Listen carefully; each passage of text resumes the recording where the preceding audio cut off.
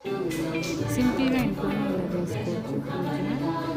Ready చేశాను మట్టితో, అలానే నేనే తెచ్చాను అనమాట. పత్రి కూడా ఇలా డెకరేట్ చేశాను ఆకులతో పువ్వులతో. ఇప్పుడు మనం శుక్లాంబరధరం విష్ణుం శశివర్ణం చతుర్భుజం ప్రసన్నవదనం ధ్యాయేత్ సర్వ విఘ్నోపశాంతయే. ఇప్పుడు మన ఆచమనం చేద్దాం.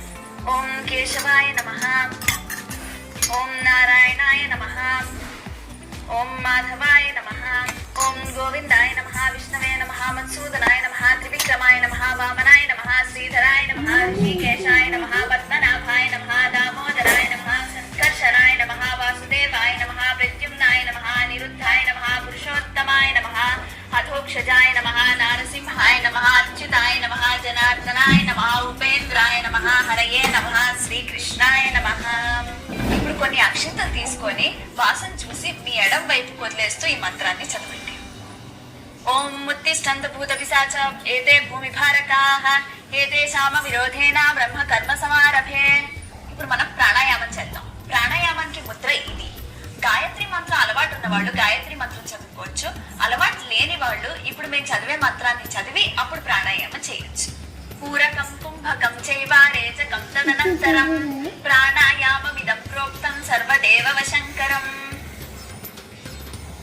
ఇప్పుడు మనం సంకల్పం చెప్తాం. సంకల్పంలో తిథి వారం అవన్నీ అలవాటు ఉన్న వాళ్ళు ఆ సంకల్పం చెప్పచ్చు.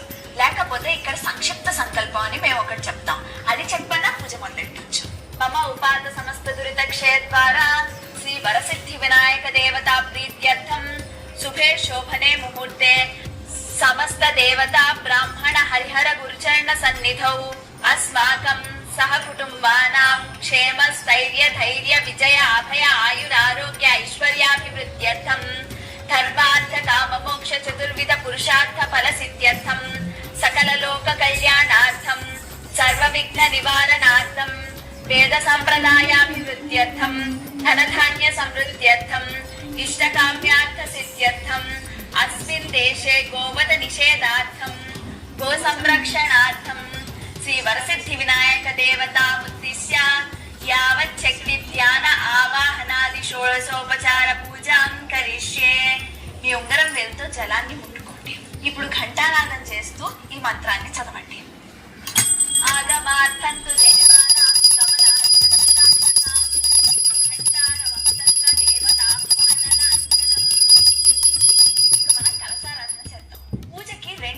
పెట్టుకోండి.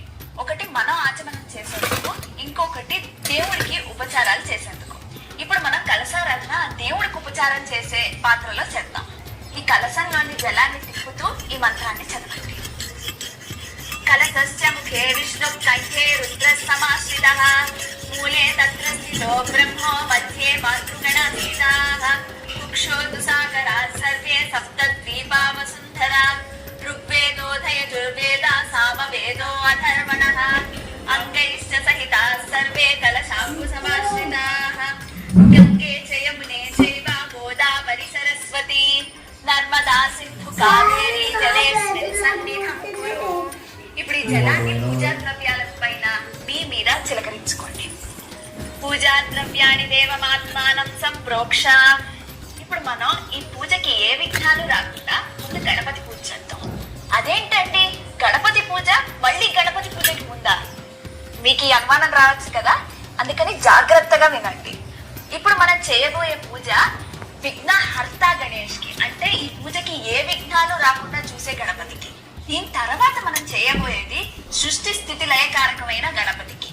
అంటే మనకి ఉపనిషత్తుల్లో ఓం నమస్తే గణపతయే త్వమేవ ప్రత్యక్షం తత్వమసి త్వమేవ కేవలం కర్తాసి త్వమేవ కేవలం ధర్తాసి త్వమేవ కేవలం హర్తాసి త్వమేవ సర్వం కల్విదం బ్రహ్మాసి త్వం సాక్షాదాత్మాసి నిత్యం ధృతం వచ్మి సత్యం వచ్మి.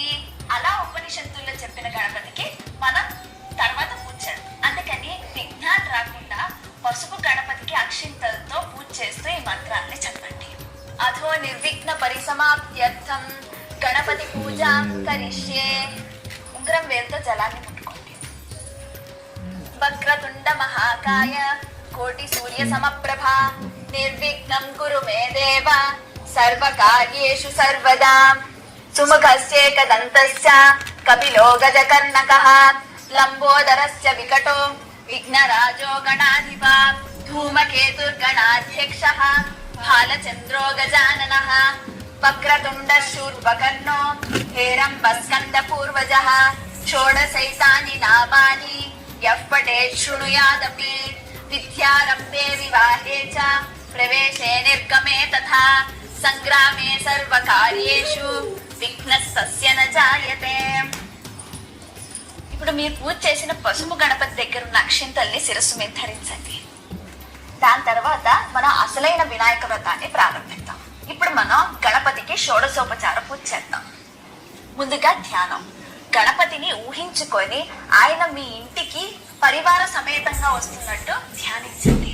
భవ సంచిత పాపోఘా విధ్వంసన విచక్షణం విఘ్నాంతకార భాస్వంతం విఘ్నరాజమహం భజే ఏకదంతం శూర్పకర్ణం గజవక్త్రం చతుర్భుజం పాశాంకుశధరం దేవం ధ్యాయేత్ సిద్ధి వినాయకం ఉత్తమం గణనాథస్య వ్రతం సంపత్కరం శుభం భక్తాభీష్టప్రదం తస్మాత్ ధ్యాయేత్ తం విఘ్ననాయకం ధ్యాయేత్ గజాననం దేవం సప్తకాంచన సన్నిభం చతుర్భుజం మహాకాయం సర్వాభరణభూషితం. ఓం శ్రీ మహాగణాధిపతయే నమః.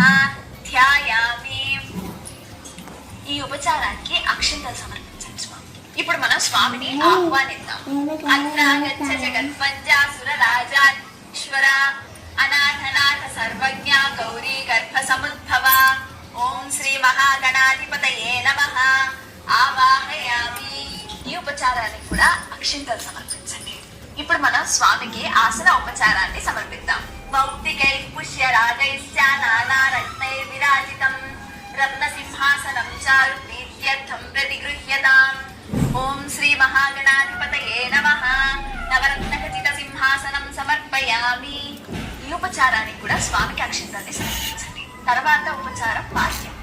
ఇప్పుడు మనం పెట్టుకుంది మట్టి విగ్రహం కదా, జలం సమర్పిస్తే విగ్రహం కరిగిపోతుంది.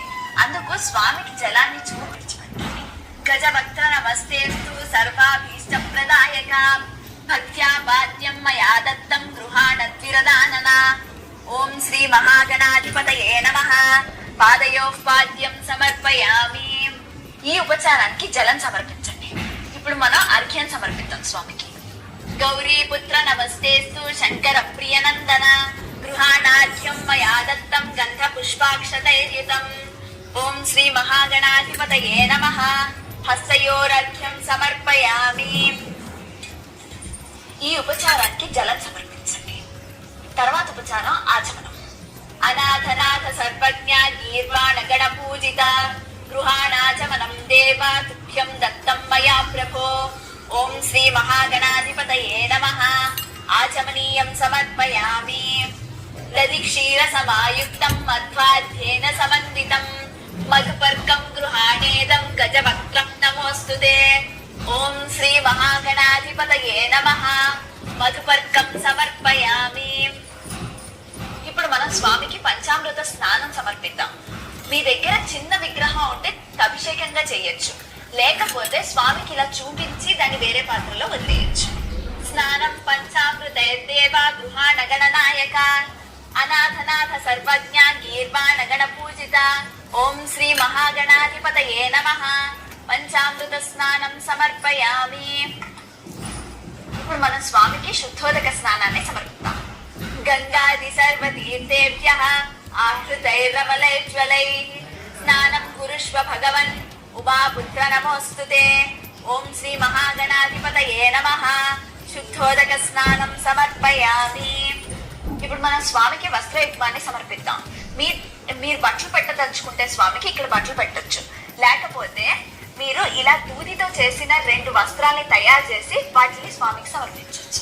రక్త వస్త్రద్వయం చారు దేవ యోగ్యం చ మంగళం శుభప్రదం గృహాణత్వం లంబోదర హరాత్మజ. ఓం శ్రీ మహాగణాధిపతయే నమః. వస్త్రయుగ్మం సమర్పయామి. వస్త్రయుగ్మ ధారణానంతరం ఆచమనీయం సమర్పయామి. ఇప్పుడు మనం స్వామికి యజ్ఞోపవీతాన్ని సమర్పిద్దాం. మీ దగ్గర యజ్ఞోపవీతం ఉంటే స్వామికి యజ్ఞోపవీతం సమర్పించండి, లేకపోతే అక్షింతల్ని సమర్పించండి. రాజితం బ్రహ్మ సూత్రం చ కాంచనం చోత్తరీయకం గృహాణదేవ సర్వజ్ఞ భక్తానామిష్టదాయక. ఓం శ్రీ మహాగణాధిపతయే నమః. యజ్ఞోపవీతం సమర్పయామి.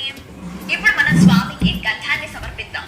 మీ దగ్గర ఉన్న విగ్రహాలకి, పటాలకి, వాటికి బొట్లు పెట్టండి ఈ మంత్రాన్ని చదువుతూ. చందనాగరు కర్పూర కస్తూరి కుంకుమాన్వితం విలేపనం సురశ్రేష్ఠ ప్రీత్యర్థం ప్రతిగృహ్యతాం. ఓం శ్రీ మహాగణాధిపతయే నమః. గంధాన్ ధారయామి. ఇప్పుడు మనం స్వామికి అక్షింతలు సమర్పిస్తూ ఈ మంత్రాన్ని చదువుదాం. అక్షతాన్ ధవలాన్ దివ్యాన్ శాలీయాన్ తండులాన్ శుభాన్ గృహాణ పరమానంద శంభుపుత్ర నమోస్తుతే. ఓం శ్రీ మహాగణాధిపతయే నమః. అక్షతాన్ సమర్పయామి. ఇప్పుడు స్వామికి పుష్పాన్ని సమర్పిస్తూ ఈ మంత్రాన్ని చదవండి. సుగంధాని పుష్పాని జాజీ కుంధముఖాని చ ఏకవింశతి పత్రాణి సంగృహాణ నమోస్తుతే. ఓం శ్రీ మహాగణాధిపతయే నమః. పుష్పై పూజయామి. ఇప్పుడు మనం స్వామికి అంగపూజ చేద్దాం. మీరు అంగపూజ చేస్తున్నప్పుడు స్వామికి పుష్పాల్ని గాని అక్షింతల్ని గాని సమర్పించండి. గణేశాయ నమః పాదౌ పూజయామి. ఏకదంతాయ నమః జానుని పూజయామి. విఘ్నరాజాయ నమః జంఘే పూజయామి. ఆకువాహనాయ నమః ఊరుం పూజయామి. హేరంబాయ నమః కటిం పూజయామి. ఆకువాహనాయ నమః ఊరుం పూజయామి. హేరంబాయ నమః కటిం పూజయామి. లంబోదరాయ నమః ఉదరం పూజయామి. గణనాథాయ నమః నాభిం పూజయామి. గణేశాయ నమః హృదయం పూజయామి. స్థూలకంఠాయ నమః కంఠం పూజయామి. స్కందాగ్రజాయ నమః స్కంధౌ పూజయామి. పాశహస్తాయ నమః హస్తౌ పూజయామి. గజవక్త్రాయ నమః వక్త్రం పూజయామి. విఘ్నహంత్రే నమః నేత్రే పూజయామి. శూర్పకర్ణాయ నమః కర్ణౌ పూజయామి. బాలచంద్రాయ నమః లలాటం పూజయామి. సర్వేశ్వరాయ నమః శిరః పూజయామి. విఘ్నరాజాయ నమః సర్వాణ్యంగాని పూజయామి. ఇప్పుడు మనం స్వామికి ఏకవింశతి పత్రాలతో అర్చిద్దాం. మీరు తెచ్చుకున్న పత్రితో స్వామిని అర్చిస్తూ ఉండండి. ఇది గణపతి నిత్య పూజకి అవసరం లేదు, కానీ ఇది వినాయకుడి వ్రతంలో చెయ్యాలి. సుముఖాయ నమః మాజీ పత్రం పూజయామి. గణాధిపాయ నమః బృహదీ పత్రం పూజయామి. ఉమాపుత్రాయ నమః బిల్వపత్రం పూజయామి. గజాననాయ నమః దూర్వాయుగ్మం పూజయామి. హరసూనవే నమః దత్తూరపత్రం పూజయామి. లంబోదరాయ నమః బదరీపత్రం పూజయామి. గుహాగ్రజాయ నమః అపామార్గపత్రం పూజయామి. గజకర్ణాయ నమః తులసీపత్రం పూజయామి. ఏకదంతాయ నమః చూతపత్రం పూజయామి. వికటాయ నమః కరవీరపత్రం పూజయామి. భిన్నదంతాయ నమః విష్ణుక్రాంతపత్రం పూజయామి. వటవే నమః దాడవీపత్రం పూజయామి. సర్వేశ్వరాయ నమః దేవదారుపత్రం పూజయామి. బాలచంద్రాయ నమః వరువకపత్రం పూజయామి. హేరంబాయ నమః సింధువారపత్రం పూజయామి. శూర్పకర్ణాయ నమః జాజీపత్రం పూజయామి. సురాగ్రజాయ నమః గండకీపత్రం పూజయామి. విభవక్త్రాయ నమః శమీపత్రం పూజయామి. వినాయకాయ నమః అశ్వత్థపత్రం పూజయామి. సురసేవితాయ నమః అర్జునపత్రం పూజయామి. కపిలాయ నమః అర్కపత్రం పూజయామి. శ్రీ గణేశాయ నమః ఏకవింశతి పత్రాన్ని పూజయామి. ఈ ఏకవింశతి పత్ర పూజలో తులసి పత్రం వచ్చిందని కొంతమంది ఆ నామాన్నే తీసేస్తూ ఉంటారు. అలా తీయకూడదు. ఇది వినాయక చవితి రోజు మాత్రం చెయ్యొచ్చు తులసి పత్రంతో పూజ. ఇప్పుడు మనం వినాయకుడికి 108 నామాలతో అష్టోత్తరం చేద్దాం. ఈ అష్టోత్తరం చదివేటప్పుడు పువ్వులతో కానీ అక్షింతలతో కానీ స్వామిని అర్చించండి. ఈ అష్టోత్తరాన్ని ఏ ఇంట్లో అయితే చేస్తారో అక్కడ దినదిన అభివృద్ధి చాలా బాగా జరుగుతుంది. ఇది మేమే చాలా ఇళ్లలో చూసాం. అందుకని ఇది రోజు తప్పకుండా చెయ్యండి. గజాననాయ నమః. గణాధ్యక్షాయ నమః. విఘ్నరాజాయ నమః. వినాయకాయ నమః. ద్వైమాతురాయ నమః. ద్విముఖాయ నమః.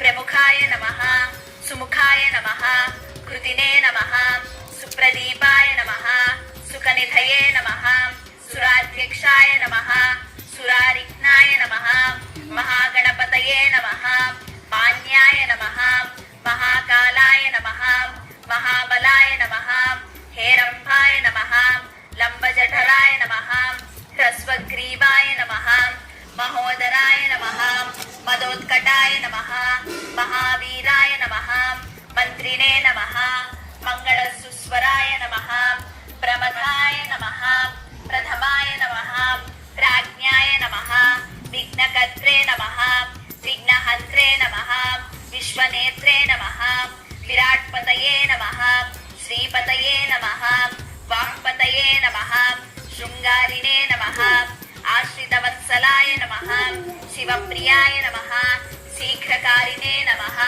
శాశ్వతాయ నమః భవాయ నమః బలోద్ధితాయ నమః భవాత్మజాయ నమః పురాణపురుషాయ నమః పూష్ణే నమః పుష్కరోక్షిప్తవారిణే నమః అగ్రగణ్యాయ నమః అగ్రపూజ్యాయ నమః అగ్రగామినే నమః నేత్రకృతే నమః చామీకరప్రభాయ నమః సర్వాయ నమః సర్వోపాస్యాయ నమః సర్వకర్త్రే నమః సర్వనేత్రే నమః సర్వసిద్ధిప్రదాయ నమః సర్వసిద్ధయే నమః పంచహస్తాయ నమః పార్వతీనందనాయ నమః ప్రభవే నమః కుమారగురవే నమః అక్షోభ్యాయ నమః కుంజరాసురభంజనాయ నమః ప్రమోదాయ నమః మోదకప్రియాయ నమః కాంతిమతే నమః ధృతిమతే నమః కామినే నమః కపిద్ధవనప్రియాయ నమః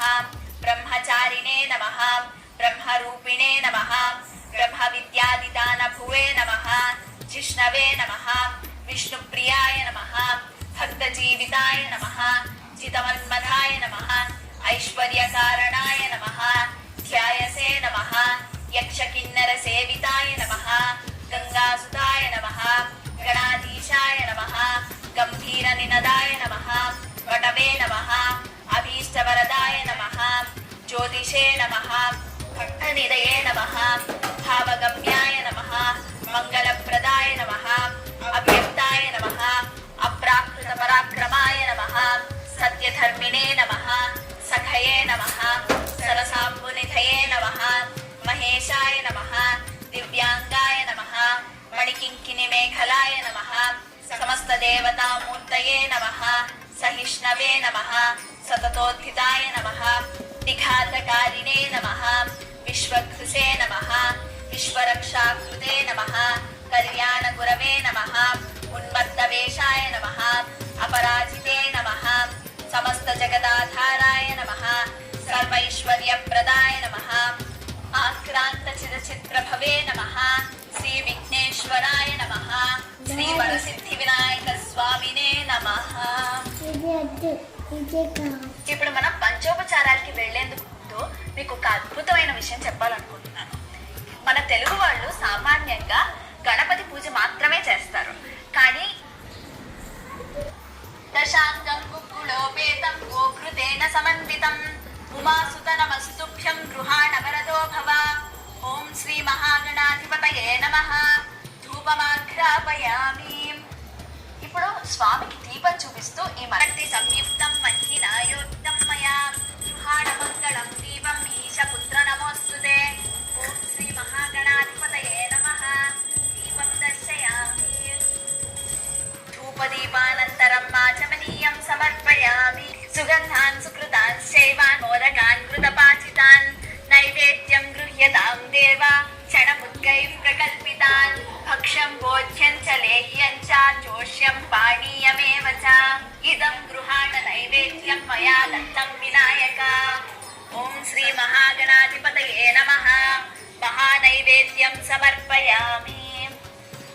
సత్యం త్వత్తేన పరిషించామి. అమృతమస్తు అమృతోపస్తరణమసి. ఓం ప్రాణం నమః. అపానం నమః. వ్యానం నమః. ఉదానం నమః. సమానం నమః. ఓం మధ్యే మధ్యే పానీయం సమర్పయామి.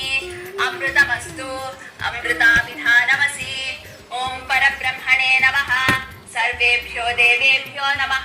ఇప్పుడు మీరు కళ్ళు మూసుకొని స్వామి ఇవన్నీ ఆరగిస్తున్నట్టు భావించండి. ఓం ఉత్తరాభూషణం సమర్పయామి, హస్తో ప్రక్షాళనం సమర్పయామి, పాదో ప్రక్షాళనం సమర్పయామి, శుద్ధాచమనీయం సమర్పయామి. ఇప్పుడు మనం స్వామికి తాంబూలాన్ని సమర్పిద్దాం.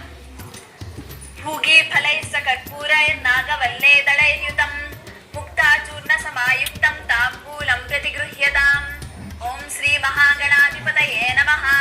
తాంబూలం సమర్పయామి. ఇప్పుడు మనం స్వామికి నీరాజనాన్ని సమర్పిద్దాం.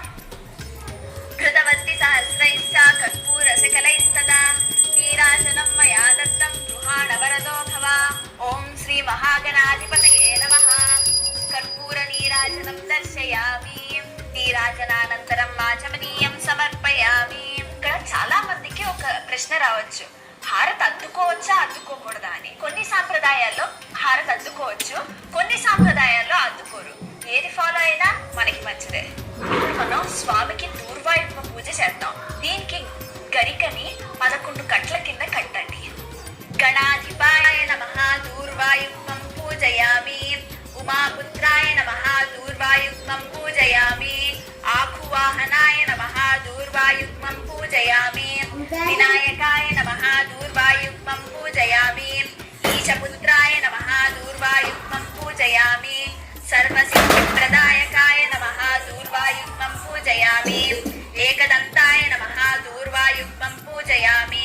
ఇభవక్త్రాయ నమః దూర్వాయుత్మం పూజయామి. మూషికవాహనాయ నమః దూర్వాయుత్మం పూజయామి. కుమారగురవే నమః దూర్వాయుత్మం పూజయామి. ఏకదంతైకవదనా తథా మూషికవాహనాయ నమః దూర్వాయుత్మం పూజయామి. ఈ దూర్వాయుత్మ పూజ నిత్య పూజలో అవసరం లేదు. ఇది వినాయక వ్రతం చేస్తున్నప్పుడు మాత్రమే కావాలి. ఇప్పుడు మీరు కొన్ని పువ్వులు అక్షింతలు చేతిలో తీసుకొని స్వామికి మంత్రపుష్పాన్ని సమర్పించాలి. ఈ మంత్రం చదువుతూ కుమార గురవే తుభ్యం అర్పయామి సుమాంజలిం ప్రదక్షిణం కరిష్యామి సతతం మోదక ప్రియా. ఓం శ్రీ మహాగణాధిపతయే నమః. మంత్రపుష్పం సమర్పయామి. ఆత్మ ప్రదక్షిణ నమస్కారాన్ని సమర్పయామి. ఇప్పుడు మనం స్వామికి అర్ఘ్యాన్ని సమర్పిద్దాం. ఈ మంత్రాన్ని 3 సార్లు చదువుతూ జలంతో స్వామికి అర్ఘ్యాన్ని సమర్పించండి. అర్ఘ్యం గృహాణ హేరంబ సర్వభద్ర ప్రదాయక గంధ పుష్పాక్షతైర్యుక్తం పాత్రస్తం పాపనాశనం. ఓం శ్రీ మహాగణాధిపతయే నమః. పునరర్ఘ్యం సమర్పయామి.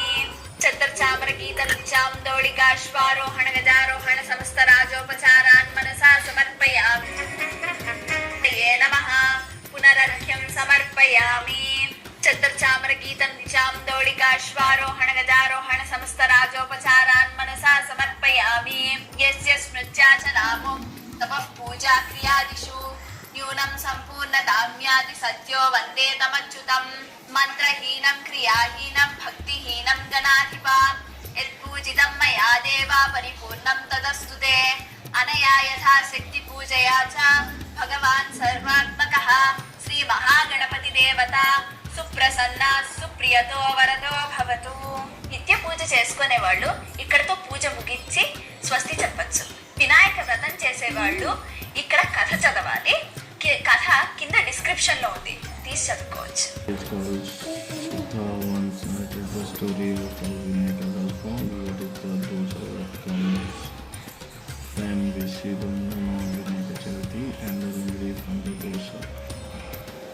Once they lived a demon king by the name of Gadasura. He was named so because had the power of an elephant. He performed great revenge tapasya for Lord Shiva. Shiva was pleased with the demons came to him and offered him a gold bar. The demon prayed and the Shiva as soon as he saw him and prayed that, "Hey Lord, I will ask you to stay in my California." Lord Shiva known for his love the powers and prayed and stayed and come to Gadasura. In the meantime, goddess Parvati, the wife of Lord Shiva, who was in Kailasam, the abode of Lord Shiva, was getting worried as her husband was not being seen for stomach of the demon Gadasura. Then she was very worried on how to get her husband back and prayed to her brother Lord Vishnu. Lord Vishnu came to Parvati, narrated the whole story of her husband and requested Vishnu to help in getting her husband back. Vishnu consoled Parvati and promised that he would get back her husband. Lord Vishnu, along with other deities like Indra, Bhuma, etc., hatched a plan of getting Shiva back. As a part of the plan, they decorated Nandi, the bull, as Gangired Buddha is the part of Andhra tradition, wherein bulls are decorated, trained to make movements according to the music, and gods as musical instrument players, where all the gods took up different musical instruments. With everything ready, all of them went to the capital city of the demon Gajasura. In the city, they started the show of making the bull move to the music, and it was magnificent, started pulling huge crowds. The fame of the bull play reached Gajasura, and he summoned them to his court. In the court, all the gods made Nandi play beautifully, but Gajasura was impressed and asked the bride to go ahead and ask for anything, and he would pursue them. Listening to that, Vishnu said that the fancy bull was no other than Nandi, the daughter of Shiva, and they were here for Shiva. Listening to that, Gajasura understood that the one who spoke was none other than Lord Vishnu, famous for killing demons, and knowing that he had no other way but to stand on the board, he once again prayed to Lord Shiva and asked for another boon, stating that his death was imminent, and so he prayed to Shiva that he made his head to be paid in all the lokas, Bhulokam, Patala Lokam, etc., and that Shiva would wear his skin as clothes, for which Lord Shiva agreed. Vishnu asked Nandi to pierce the stomach of Gajasura, which Nandi did, and Shiva out of from the stomach of Gajasura. Vishnu then advised Shiva that boons were to be given on discretion and asked him to consider before giving boons to demons. Then all the gods left, and so did Shiva mounted Nandi and left to Kailasa. Birth of Ganesha. Knowing the arrival of Lord Shiva, Parvati feels relieved and happy. She performs a Vajna Snana, Abhyangana Snana. This is a form of bath taken by applying the whole body massage until the whole oil gets into the body, and then apply floor called Nalugu to body and rub so that the floor feels of taking all the dust. While performing the bath, she prepares a ball with the floor and installs life into it. The child is born, and she asks him to guard at the front of the door as long as she is bathing, and tell him not to let anyone enter the house. The child is now standing as a guard to the door of the house of Parvati. Shiva comes home and tries to get it to the home where the child is sobbing. Shiva gets angry and in a fit of rage kills the boy by eating and burning the head and enters the house. Parvati, who is ready by now, receives from Shiva with affection. While talking with discussions come up on the boy who was guarding the door, Shiva tells Parvati that he had killed him, upon which Parvati narrates the whole story of the birth of the boy and becomes sad. Shiva repents on what he had done, and the only way that he can bring the boy to life by attaching a new head. He sends all the soldiers under his command to go and fetch a head of the person who is lying sleeping with his head position in the north direction. And all the soldiers move in all the directions, and finally return the head of Gajasura, stating that Gajasura was the only one sleeping with his head in the north direction. Hence, he advised not to sleep keeping the head in the north direction, one more reason being the south of the position of Yama, and no one would want to see Yama also as they get up. Shiva then went back the boy to life by attaching the head of Gajasura and named him Gajana, Ganesha. He was given a rat by the name of Aninduru as vehicle. Shiva and Parvati after a few years had another son by the name of Kumaraswamy. Kumaraswamy became the commander of the army of God's land. Kumaraswamy is also called as Kartiki or Subramanian, etc. Commander of Vignas. Vigna means some obstacle that would come for any work we would want to do before the work itself is started. That is, you will get a lot of obstacles before you start the work, and finally you will not be able to complete the work. Vignas will never allow you to finish the work. Janana is short and fat, and Gajanana also not supposed. So Shiva puts them to a test. The test is to be around all the worlds and to bath in all the holy rivers present in those worlds and return. Whoever comes first will be appointed as the head of Vignas. Listening to which Kumaraswamy sits on his vehicle peacock and flies for completing the test. Ganesha, on the other hand, feels sorrow, approaches his father and prays him, saying, "You know that I am fat, short, and cannot move as fast as Kumaraswamy. So I request you to advise me on how to win this competition." Lord Shiva responds to this prayer and says, "If you recite the Narayana mantra and do circumference to parents, means circling around the parents, it is equal to bathing in all the holy rivers." Shiva teaches Ganesha Narayana mantra, and Ganesh reciting the mantra does the pradakshina to his parents. Because of the effect of the mantra and pradakshina, Kumaraswamy always sees his brother Ganesh to finish the bath and leave as he tries to enter for a bath in any of the holy river. Kumaraswamy returns to Kailasam and tells his father to forgive him of his ignorance in recognizing his elder brother's capability and request him to place Ganesha as the head of Vignas. So Ganesha is named as the head of Vignas and hence called Vigneshwara. This ceremony of placing Ganesha as the head of the Vignas was done on the Bhadrapada Shuddha Chaviti, and from that day on it is celebrated as Vinayaka Chaturthi or Ganesh Chaturthi or Vinayaka Chaturthi. All the people, gods, sages, etc. of all worlds presented Ganesha with lot of different food items like bananas, coconut, sweets like laddu. Thank you for watching. Please subscribe, like, share.